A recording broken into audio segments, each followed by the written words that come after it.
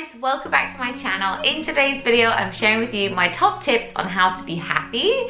This is a video I've wanted to make since I put out my Draw My Life.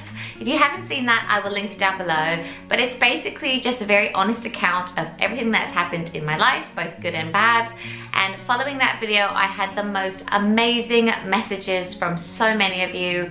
Such heartfelt messages. Sadly, a lot of people that could also relate to things that I've been through.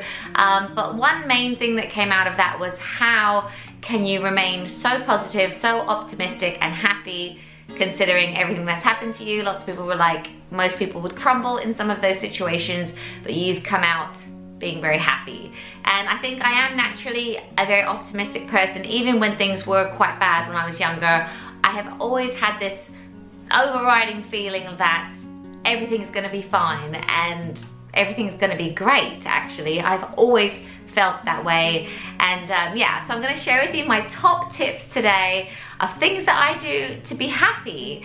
Obviously, I'm not a doctor. If you are actually a depressed person, like clinically, I have never experienced that.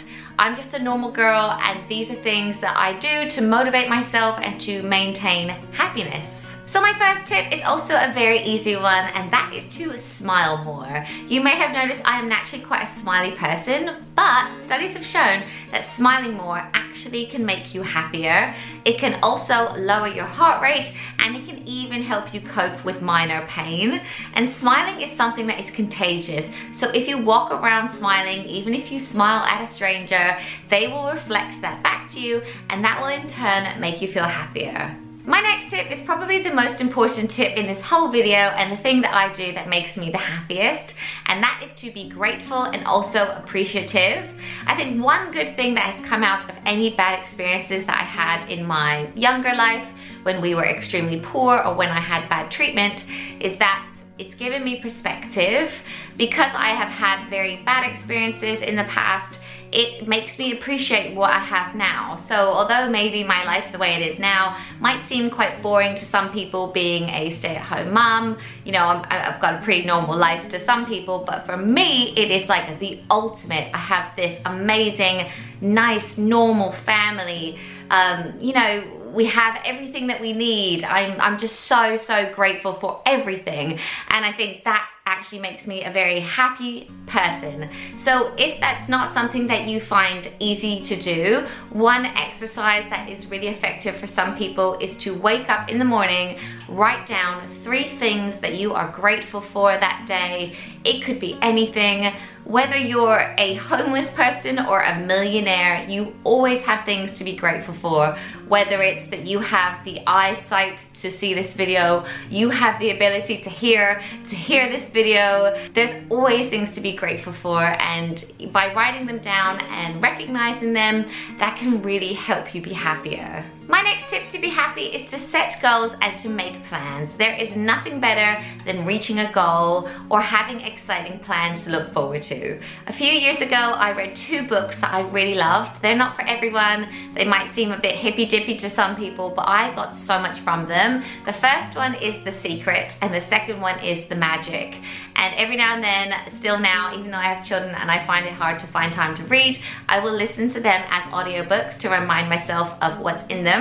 But one of the main things in them is that basically you can design the life that you want to live. You can have everything that you want.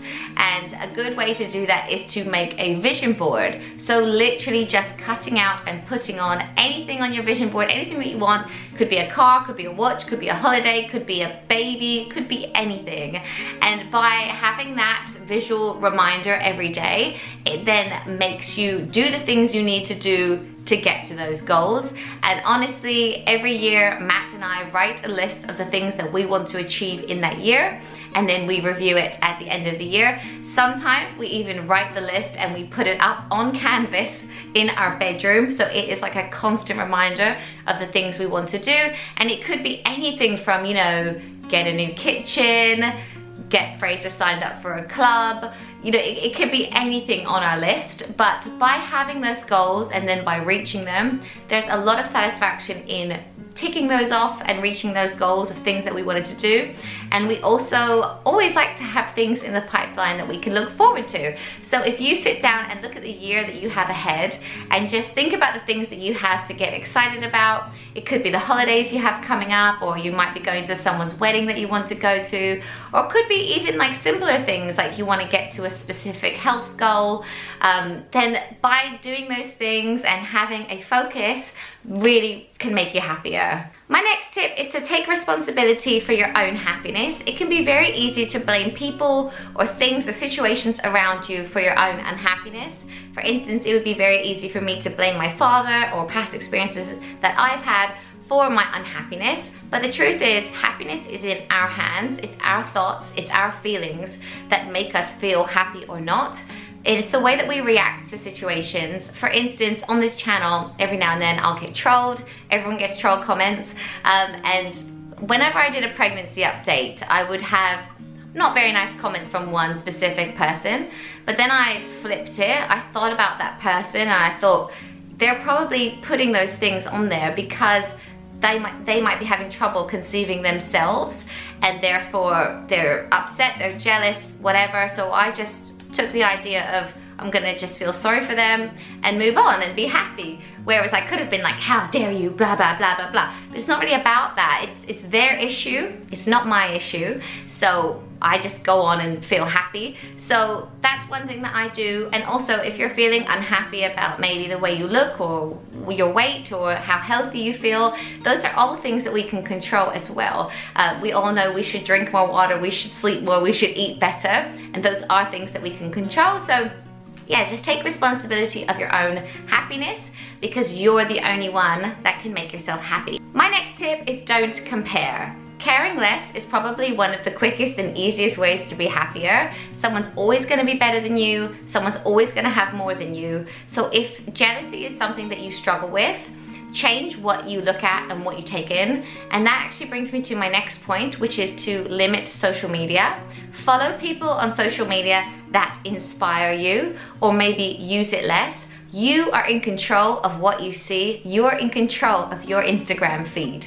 So if anyone on there is making you feel inadequate or unhappy, stop following them. It's again in your hands. As well as limiting social media, my next tip is to avoid bad vibes. If you have people in your life that are toxic and that bring you down and that make you feel bad about yourself, then you should avoid those people. And now I know this one can be very difficult because they might be family members, but as much as you can, try and avoid the people that bring you down and make you feel bad, and try and hang out with people that make you feel good, and then of course you'll be happier. My next tip is to be more altruistic, and if you're not sure what that means, it basically just means give more and help people more as well. By doing that, it actually makes you feel better about yourself. By helping people, it actually makes you release more endorphins and it makes you feel like better. It actually gives you a little natural high as well. I know for me on this channel, when I share tips with new mums, I get the most amazing messages about how I've helped some women with postnatal depression, how I've made mums relax more, how I've helped people feel that they can carry on with the day. And whenever I get messages like that, it makes me feel so good about myself. I've actually printed out my favorite emails that I get from you guys. And if I'm ever feeling down, or if I ever meet someone that's like, I really don't get your vlog, what's the point, blah, blah, blah. If I just read one of those messages, I feel so good. It fills me with happiness. So if a friend asks you for help with moving or help with a project, help them, and it can actually make you feel happier. My next tip is to do what you love and to have me time as much as you possibly can. I've said this before on my channel, but for me time is my channel, and I really love making videos and having time to edit and think of ideas. That's my hobby. But whatever your hobby is, try and make some time for it. If it's going to the gym, if it's playing with the kids, if it's, you know, whatever it is, make time to do what you love and you will be happier. And my final tip is pretty much common sense, but it's not always common practice, and that is to look after yourself. Drink more water, eat better, sleep more. All of those things can definitely make you feel happier. but also have your little cheat days. Whenever me and Matt are being good, we'll have a Fat Friday.